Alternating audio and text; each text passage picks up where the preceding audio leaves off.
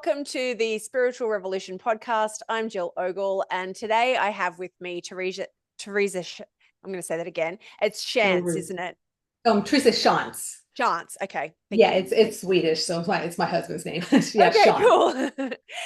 Hello, and welcome to the Spiritual Revolution podcast. I'm Jill Ogle, and today I have with me the beautiful Teresa Shantz. She is a spiritual leader and has a focus on intuition and helping people to, understand themselves in a spiritual sense. So, welcome, welcome, welcome, welcome. Thank you, Jill. It's a pleasure to be here. I'm I'm, I'm excited. yeah, I'm so happy to have you here, and it's really amazing to me that we can have people connecting all over the world, like minds, and we seem to just be kind of finding each other, and so tell me about your recent reaction to the election, for starters. Like, tell me about that. Beyond ecstatic. Hello. Well, it was quite interesting because I was beyond ecstatic, but moving out from my household into like my work and other places, I couldn't really show that Yeah. because I was with people who were on the other side and they were intense on the other side. That's the thing, Jill, about this whole realm of spirituality and energy, and what we're going to be diving into a bit is that there's a bigger picture that people just don't understand of what happened, why things are happening. And they're so into, I want to say, mass psychosis Mm, of really a lot of, I mean, there's, both sides, there's light and dark, right? So yeah. in whatever side you want to go on, that's, I mean, I'm sure you and I've moved through those over many lifetimes, right? But it's so it's unbelievable here in the States how much people are just so hell-bent fire on Mm, this is the way it is. And it really is on that other side. They're just really intense and it's hard sometimes to go, wow, what, the reality of things that are going on in life and everything. How are you understanding that person and relating to it? It's really mm. fascinating. Yeah, absolutely. And you know, I'm a huge advocate for shadow work. That's what I do with people, and really seeing people that were looking at Trump and it wasn't that people were supporting Kamala, it was people who were against Trump. And Hmm. I said to many people, like, what is it about him? Because he's reflecting a part of you that you don't like. And so you're not seeing things clearly. And that's what happens in life, right? Is, someone triggers us and then we see them through that trigger rather than owning that part of ourselves and seeing things objectively. Now, absolutely, I think that this is amazing where we're headed, and you know I think that everyone has two sides. We've all got things that are great and things that are not so great. Like, we all have this Hmm. shadow aspect. Hmm. um but to be able to look at things in an objective way and say, well, hang on, those 4 years were significantly better than these 4 years, and Hmm. base it on that, like the statistics and the data, rather than like our emotional charges. But yeah, I interesting times, really interesting times. And I almost got on a plane to come over and Oh, did be you? amongst it all from Australia, because Hmm. yeah, I think this is part of the spiritual revolution. And I think that this is sort of just that next level of awakening. We're going to have, some periods of, um, the golden age, like people are talking about. Hmm. And also, there's still that contrast there for the people that haven't yet awakened Hmm. to, potentially wake up and understand the bigger picture. Yeah, for sure. Yeah, absolutely. It's interesting because in looking at like the progression of Trump and how he was in for 4 years and then he was out for 4 years and then he's back in. And honestly, Jill, I've been talking to people that are spiritual and really understand a bigger picture is that Mm, what he's come in to do now, he would not have been able to do if he went agree. eight. I mean, and I Agree. got children saying that it is Yep. so profound, the backing that Spirit's given him, Yep. the people who've shown up, Kennedy, Tulsi. I mean, like, it's crazy, amazing, Yeah. the people and Elon. I mean, like, Yes. big leaders in the world of themselves and what they really believe in. And honestly, I think the thing, like you're mentioning, with people not relating to us because of that, they speak their truth, and Yes. it's truth, and that's what just gets me going inside because I can feel it. And a Yes. lot of these people on the other side, all they are really having them is fear and Yes. anxiety. And Yes. so being able to go beyond that and go, I'm feeling something. There's some truth over here. It's just fascinating the dynamics we're in, but I'm just thrilled with the outcome. And of course, like you're saying, it's we have the shadow stuff, and it's not going to be like tomorrow it's perfect. It's never going to be that way. Absolutely.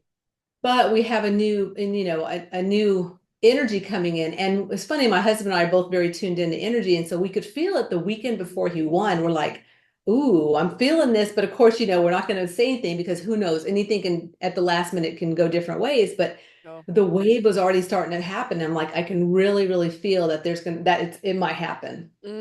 Yeah, it's so fantastic. Yeah. And exactly what you said, like there is that saying of the truth hurts. And I find that when people are super triggered by something, it's because there is truth in that and they're not willing to look at it. And yeah, I also agree that like had he gone 8 years, there wouldn't have been that contrast to, bring out the Tulsi Gabbards and the Elon Musks and RFK Jr. and everyone else that's involved. It's like it needed that contrast to bring all of those people out and to unite and to yeah, really really have the kind, it's like the arrow being pulled back, and now they're shot forward and they're achieving well, they're already achieving things, like I know, right? yeah, He's not yes, even in yet. They're already gangbusters getting it already. So it's a setup, beautiful setup. And I yeah. think the interesting part too is, energetically, like, the wave that's coming and the fact that, the other people are, well, a lot of the Democrats and the other people, the side of the left are also starting to freak out about things, but I can notice there's like a break in their reality. Like, Yeah. oh, why did this not happen? Well, or why did she not win? Well, because of the fact that the border and and the economy and like these bigger picture things versus just their emotional anxiety, and like you said, the fact that they speak their truth. They're outspoken. They're not holding back. They're Mm, real. They're in their energy. They're authentic versus mm, Kamala, who was, my God, she couldn't even talk. I mean, it was amazing that they were backing her because of, well, there's a lot of bigger pictures as to why they were backing her, absolutely. right? Yeah. But I mean, Schindler's List. we can talk a little bit, but my God, we can go on for hours about. Yeah, yeah, yeah. Yeah, no, for sure, for sure. And yeah, I mean, it's been really interesting to see it all play out from here in Australia, right? And I did watch a lot of her talks as well because I'm very much about like looking at both sides of things. I want to understand people. I want to understand like the truth of the situation. And the truth is that there are two sides. And so, you know, um, I have a bias towards Trump and that team for sure. And I still wanted to understand the other side. And I found no evidence to suggest that like that she had a policy, that there was like she couldn't answer a question. And so for me, that really kind of just concreted my already their bias of like, well, the other team is definitely the best team for the job. The thing I love seeing is that almost the entire nation is red. Mhm. There's no red states anymore. There's only red pockets. And Mhm. what that says to me is that people are waking up to what's going on. People do want health. They don't want these, big governing bodies and big pharma, Mhm. driving this message and essentially killing us. Mhm. Um, and so to see how many people have awakened is just beautiful, so beautiful. Um, now, I know that you had a background in the Air Force. So um, talk to me about that and how you went from that to waking up spiritually. Like, have you always been kind of in that mindset or talk to me about that? Well, it's interesting because my mom and my grandmother were very aware psychically when I was young. So there was ghosts in the house. There was always things going on. But going into the military and everything I've done in my life, the different steps I've taken have been all spirit led. So Mm, I went into the military. Basically, my dad, we moved around three different high schools. And I was like, oh, I'm not going to go to college. I don't know what I'm going to do. Oh, I'm going to go in the military. My dad was Army in the Vietnam War. And I had two uncles, and my grandfather was also military. So I go in and then I, do my thing. And then I'm like, where do you want to go? I'm like, oh, Germany. And it turns out that was my past life. So I went right back as a military person into where my past life was and did a lot of intense work over there, even at different layers that I had no idea at that time, Jill. I mean, because it was not until really my late 40s, so I really started recognizing I'm a soul and what my mission is, and what we're all here to do, and really that peeling back the layers, right? yes. Which is constant till we're gone. But so at 38, I went to massage therapy school, and that's really when everything started. But I went in the military at 17 and then went from there into getting married, having kids, and then massage therapy school, meeting my soulmate Tom when I was 49 and leaving my previous marriage and life, and then moving into doing spiritual work full time. And so it's been a progression, but looking back, my whole life I was guided, and the whole lot, and I've Mm. always been a person that just I leapt and I said, oh, I want to go this, and I just do it. I wasn't one to hold back. I was like, military, I'm in. Doing this, I'm going. So that's really in a nutshell, kind of where how I've gotten to where I'm at now. Definitely. Yeah, I love that. And so you would have had encouragement from a young age to sort of develop that connection with spirit and that intuitive sort of connection way of being, I guess. Um, so what was it? What was there a moment where you went, hang on a second, I actually want to be, I want to go do massage therapy? Like was there a catalyst? Like what was the thing? Well, so I used to do a lot of traveling and going to retreats and resorts. And so I was having a lot of body work done, Reiki, craniosacral work, also reflexology. I'm like, I want to know how to do that. So that really Mm, stimulated everything. And I was just mm, trying all kinds of things. Like a lot of people, you just try and then it's like, oh, I want to do that. And then once I got into massage therapy school, well, it was like, open doors, right? yeah, yeah. Having all kinds of experiences while we're massaging people energetically that I had no idea what was going on. And so it was just one thing after another, but that really was the catalyst, was going and having these experiences and Mm, then going, I want to learn how to do this, and not mm. really realizing, oh, massage therapy is way more than I ever had thought it would be. Yeah, Yeah. I love it. And I noticed that I know that you've had some health challenges in the past. And I think Mhm. like that seems to be a common thing with people on this path is there's been either like huge traumas or, massive health issues or both. Mhm. Um, so how did that come about and yeah, what was that like for you and how did you come about healing that part of you? Well, I recognized, well, when I was young, I had psoriasis on my arms and behind my neck and stuff. And then when I went in the military, I started having hives, really like full body hives. And later in Mm, life, I had psoriasis and autoimmune symptoms started to come up. And looking back at it, I recognized that it was because, well, everything stems from inside, right? So inside, I call myself, I used to be a hot, energetic mess. And I didn't know exactly what all that was stemming from. The yeah. fact that I was, taking in energies from my environment, from other people. I'm empathic. I can feel what they're feeling and I can sense what they're getting. And so I didn't know how to cleanse my aura, how to really work with my energy field. So all of that developed into skin disorders and the Mm, autoimmune stuff.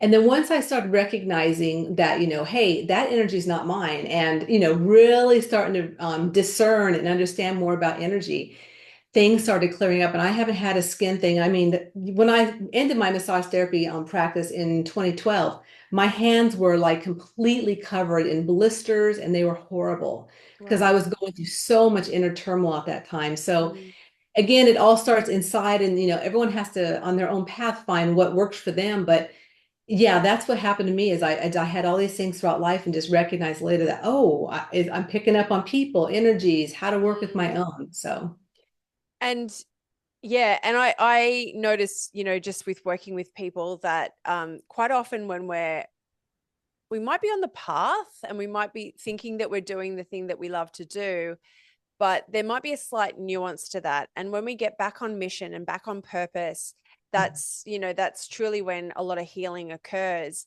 So when you gave up your massage practice, like, what did you do next? Like, what happened? Like, I just kind of laugh a little bit because it was the beginning of 5 years of getting ready to leave my marriage. And it was like right. one thing after another, Jill. It was crazy. And so that was just the beginning. And it was actually, if you do, I don't know if you're into astrology, but it was Yeah. when it was a transit when Venus went in front of the sun, June 6, 2012. And that lit me up inside. And from there, it was like August 2012, I stopped I closed my practice, and it was just everything until I met my new husband in 2017. Mm. Mm. Yeah, no, big fan of astrology. And I think that, you know, sometimes people can look at like it from a surface level and say, well, this is my sun sign, and look at, you know, a magazine article about that sun sign and not resonate with it. But there's so much to astrology that you know, the general public don't know. And it's math. It's, you know, it's Mhm. indisputable math. And no, absolutely massive fan of astrology. And I'm going to have someone on to talk about astrology at some point. But Oh, yeah, great. Mhm. yeah. So and I love that, right? Like your body's speaking to you, your body's telling you, this isn't working for you. Like there's something here that's not right. And you know, you listened and you made changes. And yeah, it's beautiful. And so for anyone listening, you know, it's so important to understand that your body is giving you feedback at any one time. If you're having symptoms, if you're having dis-ease in your body, it's because your body is trying to tell you that there's something not right in your life. So listen, you know, start to learn and talk with your body and understand what's going on. You know, quite often we put band-aids over things, we take a pill, we, you know, kind of go for a practical 3D kind of solution to things, when it's the answer is really quite simple, and it's much deeper than we realize. Absolutely. And one thing that happened the last couple of years is when the vaccines came out. And I immediately knew and felt in my whole body, there's something not right with this. Yep. So my husband that was saying, you know, I'm going to go get this. I said, wait. And I shared with him what I was feeling. And I said, just give me a year, honey, give me a year. And if you want to go get it in a year, go get it in a year. Mm, And he is so thankful to this day that, mm, you know, I had this insight within me, and it's like a barometer, right? It's like, mm. what are we feeling? And a lot of people are so not in tune with their feelings, or they discard them or don't trust them. But Jill, I trust my feelings 100%. And I'm so grateful for all the times it has shown up. And I've been like, okay, there's something not right here. And it's not right for me. Yeah, yeah. No, I love it. I love it. And you know, I was the same. Like even January 2020 when it first started, I was like, I don't think so. Like this is Right. bullshit. Like this is utter Yes. nonsense. I'm a huge fan of terrain theory. I don't believe in germ theory. And so to me, it's just an increase of toxicity that's occurring. And whether that be emotional, environmental, like it all adds up. And at the point where your body can't handle it anymore, you start to detox and you start to cough and sneeze and, you know, basically try and get this stuff out of your body. And that's why they don't work, is because there's nothing to Right. kind of combat anyway. And it's actually just increasing the toxin level within your system anyway. So yeah, yeah. No, I love it. I love it. It's so cool. So over the years, I've spoken to different people who you know, I've suggested to them like just trust that inner knowing, trust that intuition. And that they'll say to me, well, how do you know? How do you just know these things? And it's like, well, I feel it. I feel it in my body. It's really hard for me to explain because, you know, I don't really teach intuition. I just am really intuitive. So, um, you know, I have a really dear friend of mine who I've actually been talking to him about this lately. And And I'm like, just get in touch with your body and just, understand what's going on for you. So give me some practical tips of maybe how people, if they're starting to hear some, voices, like some information come through, if they're starting to sort of sense different things, like how can people learn to tune into that and trust that more? Well, I think a lot of it, Jill, comes about in actually going somewhere and getting some support, like what you're saying, Yes. like the people on your podcast, everyone's got, we've all walked the talk, right? Or we're going down this mission. So we're really being leaders of supporting people that are coming up behind us that may not trust the fact that, they get visions in their head or visions in their, in their dreams, or say they hear from spirit, or they might feel something and just don't understand what that's all about. Mm, So I do classes online called Intuition Now, which is about the 4 intuitive gifts. And we go through some practicalities of really feeling and really getting a sense of and mm, practicing mm, how to really feel these different gifts we have within us. So, I mean, I've had this gift my whole life, but until the last few years when I've really started working on it and started, and for me, it's about being practical. I mean, like there's yes. so much out there in the world, Jill, and it's great, right? There's levels of consciousness, and there's space for everything. It's Mm, beautiful. But for me, and my husband, we have TNT Spirit Works. It's really about being practical. It's about, how do I understand how to work with my body, my aura, my energy, my guidance, my intuition, and still pay the bills and still mm, have fun and still, process and get, do things that I need to do in life, because we're all human in these, bodies. And so it's really understanding how to make it all practical. But back to your question, I would say it really is just finding the right thing that you resonate with, the right people you resonate with, and being able to really explore through whatever they're offering ways to really enhance and to really remember the gifts you have within you. yeah. So what I'm hearing is find a group, find a teacher, and Mhm. practice Yeah. tuning in, Mhm. practice getting those results, practice, acting on insights, and seeing if that was the right thing, and really just applying, rather than, because yeah, a conversation that we had recently, he was like, I had this intuitive nudge to say this to you or to say this to someone, and I didn't. And it's like, yeah, so that's the thing. Like, that's the thing. You want to say that thing, and if you're wrong, it doesn't matter, right? Mhm. But at least you're able to then get some feedback on what that intuitive nudge is, and then you can strengthen that connection, that and Right. because it's a skill, right? Like, I mean, some people are naturally more gifted at something than others. Mhm. um but just like, meditation or running or lifting weights or whatever, like we can all do it. It's just, are you practicing that skill? Yeah, like building a muscle, right?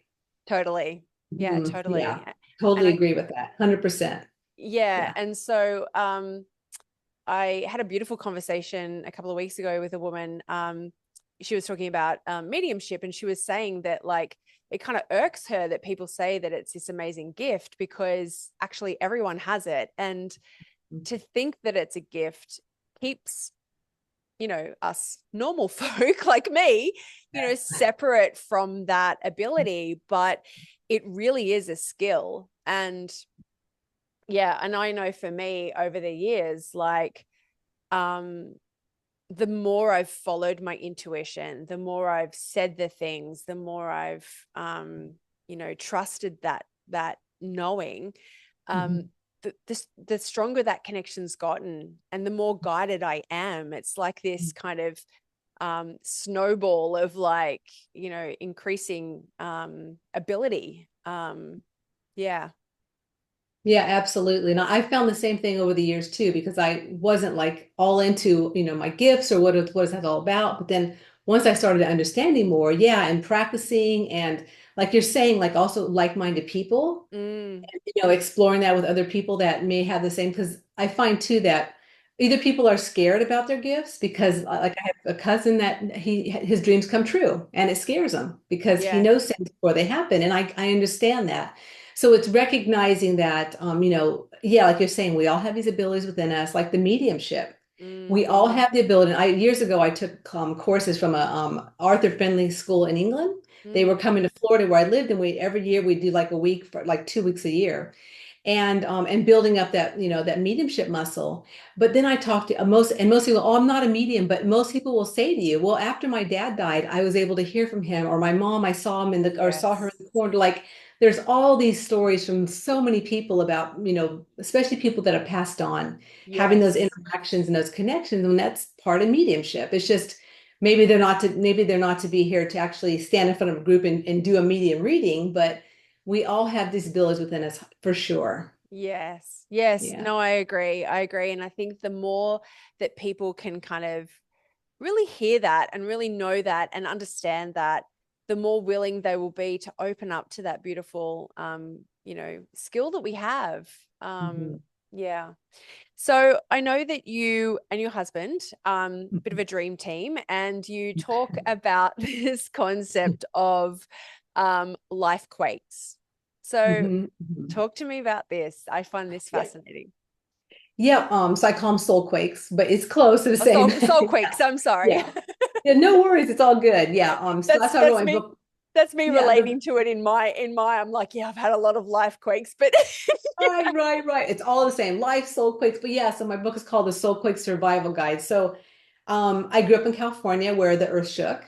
Mm, And so I really in the book share a lot about how when I was young, the things that happened and through my life, the experiences, and then relating that to working with all the types of in this different areas of your psychic abilities, your intuition, connecting with your guidance. And it's really like, well, it's a guidebook. But yeah, mm, so the soul quakes comes from the fact that whenever we have something happen, it could be really small or it could be really big, like a death or something, a car accident. But even the little things that happen each day, Jill, like they can make us tremor inside, or someone says yes. something and it triggers you, right? I mean, you know about the shadow work. So all of those things really shake us within. So how do we work with that? And how do we work with, cleansing ourselves and Mm, staying more grounded and in our bodies when those things happen? So mm, that's why I wrote it, the soul quake, because of the fact that I grew up in California where the earth literally shook and it was mm. guided by spirit. So with Mm, that I name. love, yeah, I love it. I love it. And this is the thing too, right? Like I feel like there's this real focus on um, getting rid of the things that challenge us and getting rid of, the, you know, yucky stuff in life and getting rid of the contrast and getting rid of the people that trigger us and setting boundaries and just getting rid of all these parts that we don't like and getting rid of all this stuff. And what I really want people to get from these conversations is that all that stuff that you're trying to get rid of is the stuff that makes you. Like Mhm. it's so important to have these moments of contrast and to have these um challenging soul quake experiences, Mhm. because that's how we develop, that's how we grow. Like I quite like the analogy of, like, life is a video game. That works for me because I loved video games when I was little. And so, like, we get to choose the character we want to play. We get to choose the game that we want to play before we come here. And then we come in and we play the game. And everyone that plays video games knows that the the challenge is the juice of it. Like, you want to save that princess from the castle. You want to, get to the next level. Like, you want that challenge because it helps you become a better player. It helps you become this different version of you that overcomes those challenges. And so, and then, at some point we get to the end of the game and it's game over, and then we get to choose a new game. Right. um Love that. yeah, yeah. And so, I really want people to understand that these soul quake moments that we have in life, all of these challenges that we have, they're there for our benefit. They're there for our awakening. They are gifts. They are Mhm. such gifts to us to help us to, you know, develop and awaken and evolve and to shift our consciousness into this, higher state of being. Yeah. So what are your thoughts on that? Oh, I 100% agree with you. It's funny because I think it depends on the person and where they're at. So recently, I know someone that wrote something about, she went through a traumatic thing, cancer, and that how people can't relate to her, and it's not about, like she doesn't believe this. She doesn't believe that the challenge you go through in life actually builds you up and it's actually strengthens you. And I'm like, because that's exactly what it does, Jill. I believe everything that I've been through, it's like it's like being able, like an alcoholic now, they're maybe at AAA and then they're teaching or they're sharing about it, or a drug addict or a spiritual person or a shadow worker. Like it's things that build us up and that really support us in sharing with other people in different ways. I mean, you don't have to be a teacher, but the fact that people go through all kinds of challenges, it just strengthens your soul, it strengthens your journey. And so I 100% agree with that. Yeah.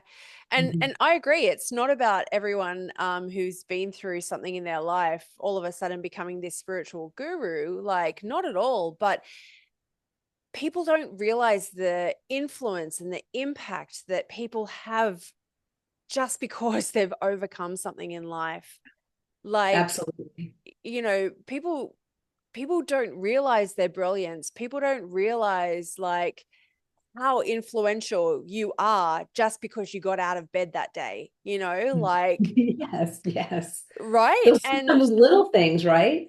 absolutely, absolutely. And and I think there's a real kind of shift about to occur as well, where more people are going to be willing and keen to look at life through that lens. And the big idea of celebrity and things like this is I think going to diminish, and we're going to be inspired more by our neighbors, by our friends, by people that are potentially more low key and just living their life in a true kind of way, whatever that means to them. um Yeah, I yeah. totally agree too. I mean, they're like the superheroes, right? All around us. Everybody is. And so, yeah, you're right. I mean, what we go through and how we move through our lives, it's really miraculous, Mm. honestly. Each person that, when you hear people's journeys, you're like, wow, you've been through that. And it's phenomenal. Yeah. Living life is amazing. Yeah, absolutely. And I think, on that note too, I think we're really here to master this human experience as spiritual beings, understand our connection to spirit, and to know that we are human. Like, it's not about going somewhere, it's not about going to the fifth dimension, or, it's Mm. about no, being here and now, and mastering this journey, mastering this game of life.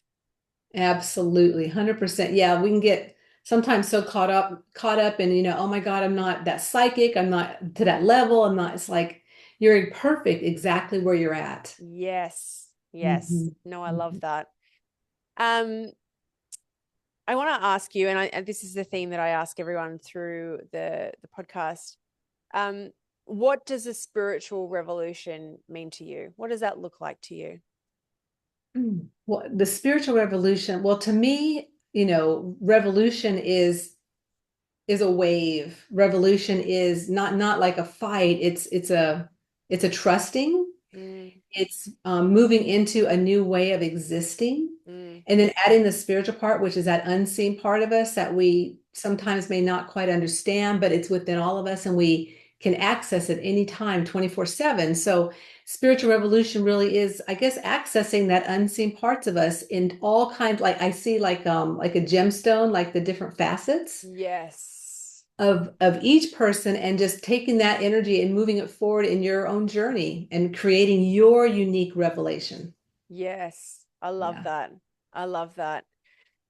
Um, gemstones. And we're multifaceted, right? Absolutely. Yeah, Mhm. I love that.